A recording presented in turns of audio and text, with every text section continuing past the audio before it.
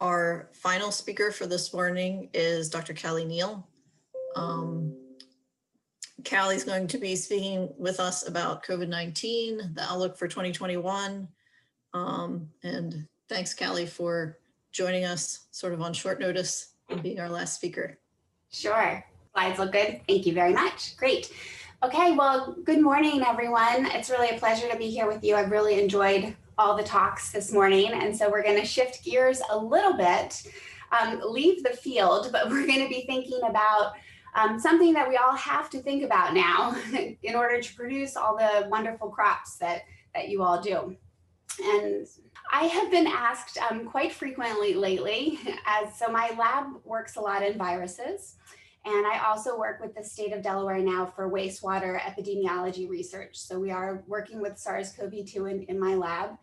And I've been asked, what does the future hold, right? If I had a crystal ball, what would we say? I would say, first of all, you're all doing an amazing job feeding the world, right? You're doing everything that you should be. And I can also say that I think things are going to get better. We're in for a bit of a continued rough spell, but I think if we all continue to work together, we can fight COVID-19 and the virus that causes it called SARS-CoV-2. And please don't succumb to pandemic fatigue, okay? Also, if you happen to be on Tuesday, I only have a couple of the same slides, so I promise you this will be a very different talk. So we have been looking at this changing situation as a food industry really together since March. And it has changed quite frequently. And I thank you for your response to that, because I know that it is frustrating, and I know that it takes a lot of your time to keep up with this extra bit of news that's going on in addition to everything else that you're doing. One thing, though, that has remained consistent is that food is not an element of this, right? COVID-19 is not a foodborne disease, and that continues to be consistent. I would like to invite you to join some of these Cornell University office hours, and I'll put that in the chat as soon as I finish. These are office hours that are held every couple of weeks now, and I'm a part of them, as well as a couple other people who are invited to join. And you have an opportunity to ask any question at all that might be affecting you in your field or your plant. And it's just a great, wonderful opportunity. Lots and lots of good questions that are there. They also record them sometimes, and they're posted on their website. So let's start with just a little bit of the basics. So COVID-19 has been with us for over a year now in parts of the world in particular. And we call it COVID-19 because it's a coronavirus disease. It's transmitted by a specific virus that's called SARS-CoV-2. And the phases of COVID-19 start off with really a brief or mild virus infection that then triggers a reaction in your body where the immune response in your body is partially responsible for the different symptoms that we see. And that can happen over several days. And so when you're working in your processing plants or when you're working in your offices, right, you're talking to people about what their symptoms are. And that's really important that you have open communication with all of your employment at this time, because you want to know, how are they feeling? How are they doing? Have you had an exposure, primary or secondary? And we keep track of those things. And the CDC has really good information on what to do with that. And we've seen that scientists have continued to modify those responses as we learn more about the science. And that's really important. It's not that we didn't know everything going in, we're just learning more as we go along. And that actually should be comforting rather than scary, which I know it can be. Another good thing, and I should point out the picture on this slide, is Dr. Daniel Griffin, who works at Columbia University, and he's a wonderful physician as well as researcher. And he and his colleagues who are clinicians have identified lots of treatments. And so another good point that we've learned as we've gone through all of this is how to treat the disease. And that's really important. So hopefully we will continue to see reduced illness and reduced deaths as we go forward, although we're not quite there yet, right? So let's talk a little bit about virus detection.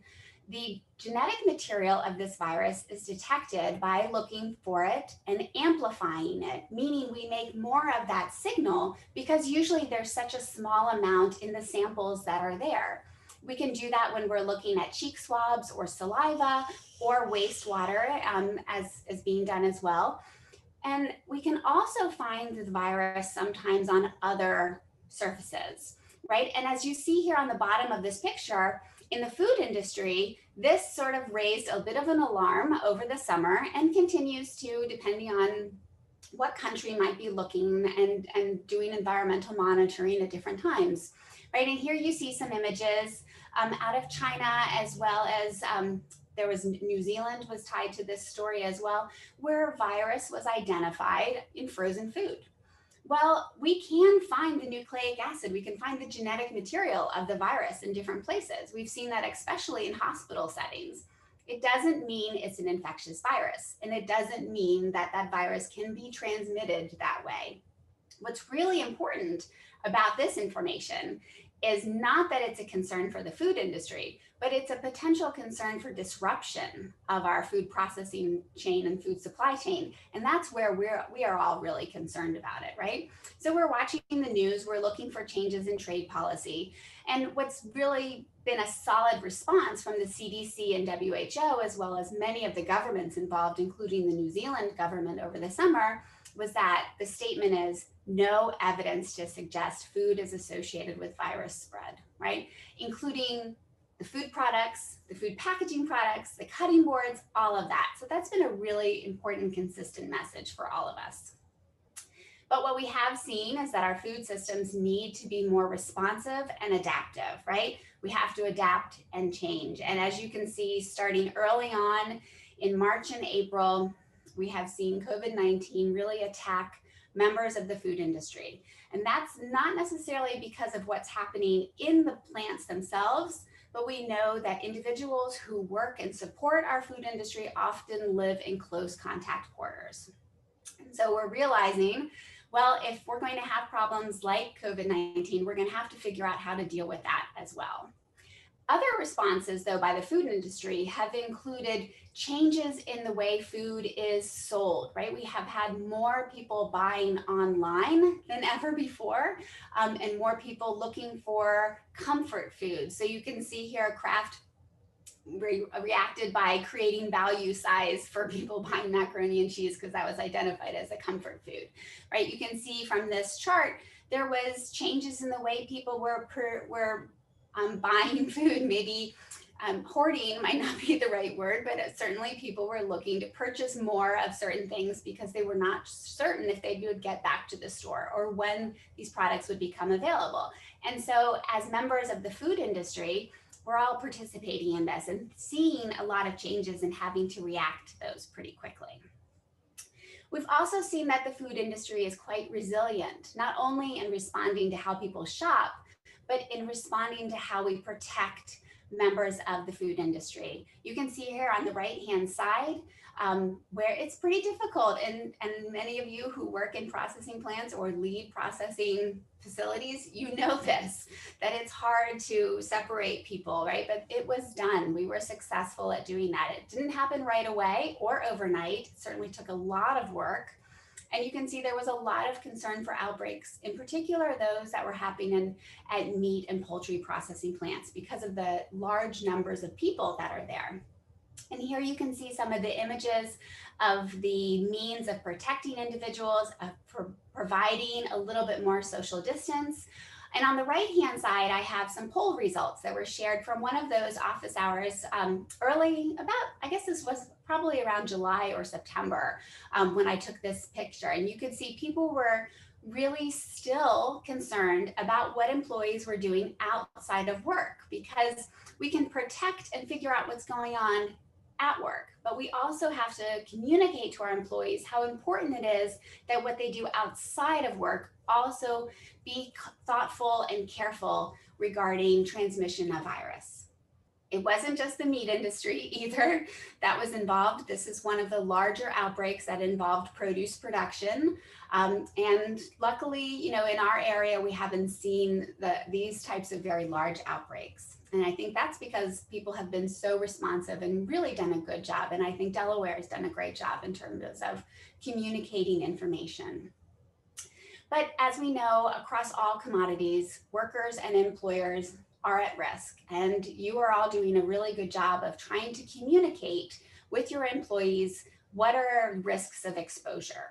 We think about distancing of our harvesting crews and at production facilities, thinking about duration of contact. What do you do during snack breaks and lunch breaks, right? Those are also times when people might come in closer contact. What do you do about locker rooms, right? What types of contact do you have? And then the shared transportation and the communities in which employees live and function outside of work has been a really important piece of all of this information. And that becomes part of your assessment and control plan as well. Normally, I'm involved on the left-hand side, right? The typical food safety training where we think about salmonella and E. coli. We focus on fecal oral contamination, right? We think about zone 1 and how are you cleaning and sanitizing there? Well, everyone has had to shift. The employee training that's unique to COVID really focuses on a virus spread by people, spread respiratory, not fecal oral in this case. Right? We have to think about so much of the exposure that can happen outside of the workplace. We're still talking about cleaning and sanitizing, but it's a bit different now. We're thinking about high touch surfaces. Again, those snack tables, locker rooms, those types of things as well, right? And everyone has had to deal with this rapid response and rapid change in information. I'm sure many of you felt this summer that can't you just relax for a minute, right? There was bombardment of so much information. And there's a lot of challenges that come with this COVID training, right? We're dealing with all kinds of people. Maybe you yourself had questions, right? You weren't sure about it. There was a lot of different information coming at you very quickly. And at some points, it seemed like there wasn't a lot of science. And in many times you heard recommendations that were not based on science, and states were doing different things in it. It was confusing for sure. And so this means it's confusing for your workers. What is important though, that we now focus on what we do know, right? How do you use facial coverings appropriately in your workplace, right? We want to make sure that we have good experiences from the trainers and the trainees, right? You want to think about vaccines, but you're also thinking about people's beliefs, right? That can be a very difficult conversation. You're thinking about how to implement social distancing, right? And those risk factors outside of the workplace are often difficult to discuss as well. But the foundation of this is trust, right? Trust between you and your employers and employees, right? Making sure that you're all getting the good information that you need. And of course, University of Delaware and other organizations are there to help you with this, because it's been really hard, right? Doing the next right thing is very difficult in this infodemic of information, where we know what we can do, we know what we should do, but maybe it's not easy to do that, or maybe we're just not doing it, to steal this phrase from the former director of the CDC. And perhaps you remember this situation that happened early summer, late spring, when individuals were trying to do the right thing. People with the best of intentions were unintentionally hurting themselves. We had individuals that were going to the hospital, because you can see here in these two different graphs, this uptick in the black line here that represents 2020, and this is exposures to cleaners and disinfectants. People who ended up going to poison control centers, who were taken to the hospital because they were poisoning themselves by mixing chemicals that should not be mixed, by trying to rinse their produce with something other than just water because they thought that that was the best thing to do. And so this was a scary time because people were getting hurt, people were at risk of dying. In some cases, people got very, very sick because they were not given the right information. Again, they had the best of intentions. So we really want to communicate to people that food is not a factor in this. It's not a vector for transmitting the disease. And again, use only fresh water to wash your produce. Again, the primary way that this virus is transmitted is through larger respiratory droplets, right? And that's the principal mode around the world.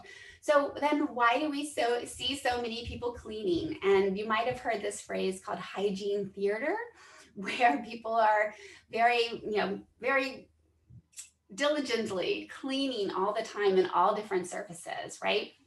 Well, we do want to clean and sanitize. We do for food safety reasons, but we also want to clean and sanitize these high touch surfaces that people are touching. And that's where you can put more of your focus instead of cleaning and sanitizing everything. And that's sort of what we did at the beginning last spring, but now we've honed in on that.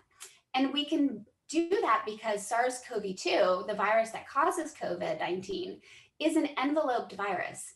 It's not a robust virus like the ones we think about for food safety, norovirus and hepatitis A virus. Those are ones that are transmitted in feces. We think about them in irrigation water or on plants, right? We think about them in the field, those fun pictures that you've seen for the last couple of hours, right? Norovirus can survive there. SARS-CoV-2 cannot, right? It cannot. We can use hand sanitizer, right? And we know that food is not a vehicle. So that's why we can really, take care of this virus and not have to consider its surface transmission, right? Mostly person to person. So that's where we're going to prioritize our control strategies inside our food processing facilities. We're going to think about practicing social distancing, right? What's the best way that you need to do that? Are there some rooms that you need to do that better than others, right? Is everyone wearing a face covering? How do you deal with that? Do you provide them? Do you have people wash them at home? Do you wash them for them? What do you do about that? And I've seen a variety of different ways that different companies are handling that. Are you screening your employees? Are you talking to them about exposures that could happen? Because we do have a lot of virus circulating in people right now. We have very high amounts of people that are ill. And so we want to make sure that you are having good communication and open communication with your employees.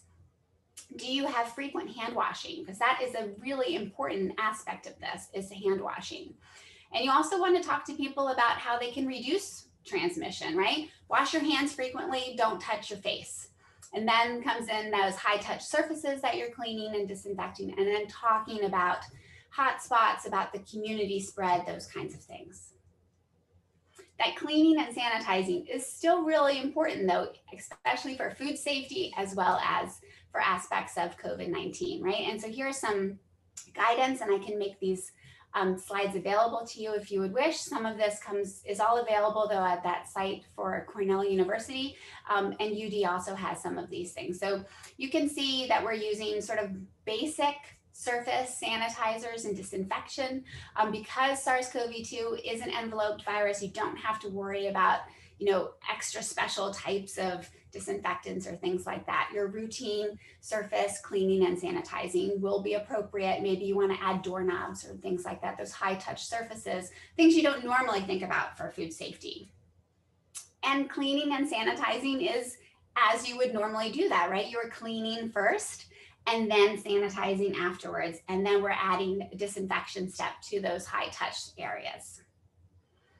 So this has been in the news quite a bit, right? Maybe not so much now, although we never know where the next headline is going to come from.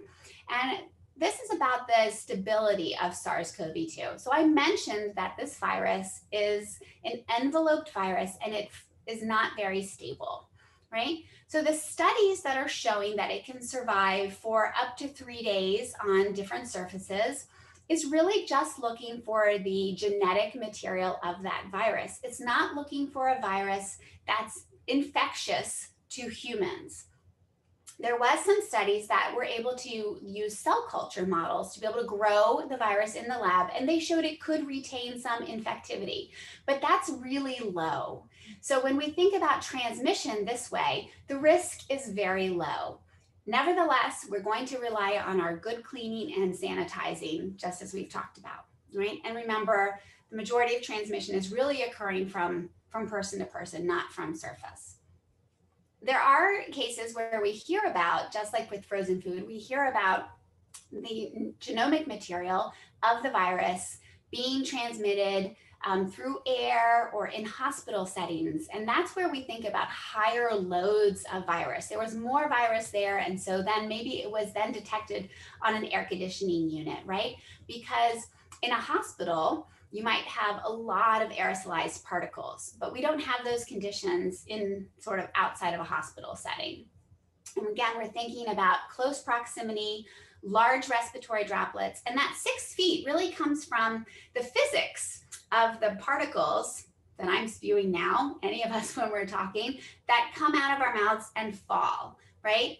They fall pretty quickly because they're big and heavy, and that's why we keep that distance between us, right? That's where those numbers 3 feet and 6 feet came from the distance from which these particles fall. And so keeping that physical distance is still really important. So the next big step in terms of your control program may be, and likely will be, adding vaccines, right? We know that in phase 1B, as suggested by the CDC, we have food and agricultural workers. And that's wonderful. And I want to give you a little bit of the science behind the design and development of these vaccines. It's an incredible triumph for science that we had vaccines come to light within 12 months. And this was done in part because scientists already had a good understanding for this type of virus. And they had been doing lots of work for years and years and years. So it wasn't just something out of the blue that was designed. So about mid-November, both Moderna and Pfizer vaccines were announced to have very high efficacy against illness of this disease, right? And those are the two that are being used within the United States right now. In those two trials, they had diverse populations, which is great because that's important for us to think about how everybody might respond to this vaccine. But remember, the endpoint was illness, not infection. So as people become vaccinated, we're still going to need to have our cloth-based coverings, wear our masks, and continue to have physical distance. While more and more people become vaccinated, scientists will be able to learn more about whether or not this vaccine is effective against stopping the infection, but we don't know that yet. So get comfortable in your mask, okay? That's just something we're gonna have to continue to wear for a little while. Here's some data on both the Moderna and the Pfizer vaccine. They were both very high efficacy. Some of the others that are coming up don't have as high efficacy, although Johnson & Johnson just released today that they had 90% efficacy in their phase 2 trial, and they're going into phase 3. So it's wonderful for us to have all of these different vaccines that are coming into play. And both of these are actually have to be kept on cold, very, very cold temperatures, -20 or -70 degrees Celsius. And so they're shipped on dry ice. And maybe that's what you've been also following the news, that there have been some problems with this, right? We've had to have a lot of training, had to have freezer farms that were created. And so hopefully we'll start to see a better alignment of that rollout as we go forward into 2021. Just another bit of information that I want to share with you, that these vaccines started being developed in January, right? And so it really did take that entire year of 2020 to start the progress of this. So it happened quickly, faster than any vaccine ever, because there was so much money and so much effort put into this, right? But I want you to feel safe in that there was a lot of science that went into this. And there continues to be a lot of science and a lot of understanding and enforcement of what's going on with these vaccines. The FDA looks at these as well as other scientists in what we call a peer review system. That's really important to make sure that they are fully vetted, that there's a lot of people looking at this information. And you may have heard about vaccine reactions. So everybody who gets the vaccine is under this part of a reaction management procedure where you're going to be asked to stay there for 15 minutes because that's the time within anaphylaxis would happen. We have had 11.1 people per million, about that average, have a reaction. So that's 21 cases so far of anaphylaxis. 17 of those people had documented histories of routinely having experienced something like anaphylactic allergic shock. So these numbers are higher than other vaccines, but when we think about the relatively few people who've gotten this compared to how many people get the flu vaccine, for example, over many, many, many years, I think that's why we're seeing that high reaction number for now. It'll even out, but again, people are watching that. It's part of these management plans. Also, this is from the coronavirus vaccine tracker that's available through the New York Times. It's freely available through the web, and it has updated information on what's happening with all the vaccines. And again, we don't need to think one is better than the other. They're all really important in fighting this pandemic around the world. So last thing I'd like to mention is another bit of headline news that you're hearing about, and that's these variants of SARS-CoV-2. So when viruses move from person to person, they undergo small changes in their genetic material. These are called mutations, right? Whenever we see a change in genetic material, the definition of that is a mutation. And I know mutation is kind of a scary word, right? Variant can be a scary word too. But all mutation means is a change in the genetic material. That could be good or bad for the virus. It could be good or bad for the host, right? In this case, we're seeing these small mutations as the virus is moving around.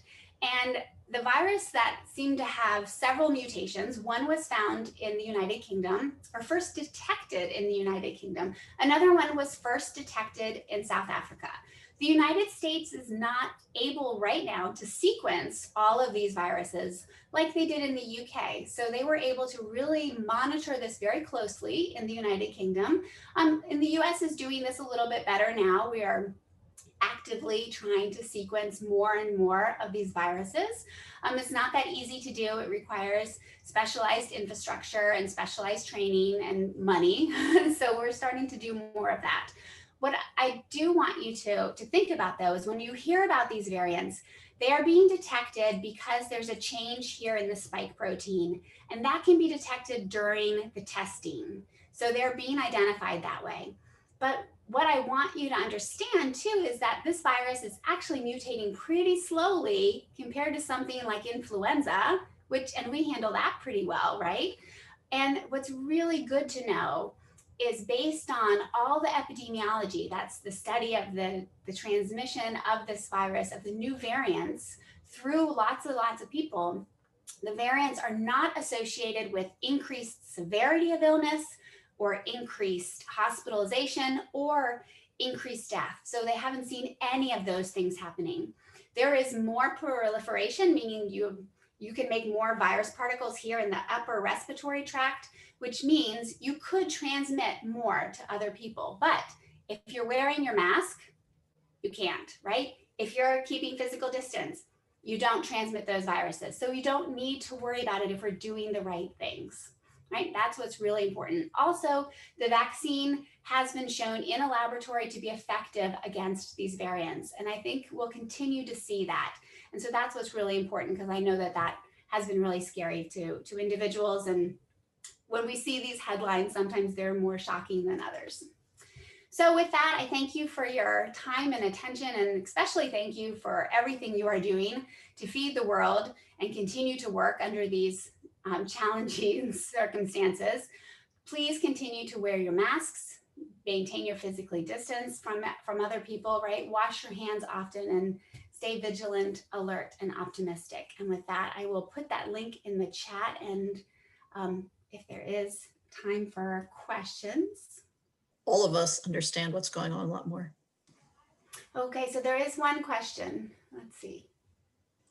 Yeah, so David Marvell asked, I think, is that a comment or a question? Yeah, so definitely the temperatures are being monitored of all of these vaccines as they're being shipped through the cold chain. And then the vaccines could sit at, when they open a bottle, it can sit at a refrigerated temperature for about a week, but it does need to be used as soon as it gets opened. Good question in the chat about the symptoms. So the symptoms, the variation in the symptoms is really more of a factor of all of our own individual immune systems. And that's a frustrating part about this, because you don't know how you're going to react, right? It doesn't necessarily mean it's a different strain, but it is different from individual to individual, depending on how our immune system responds. At least at this point, I will say that. Thanks, Callie, for a great presentation that really helped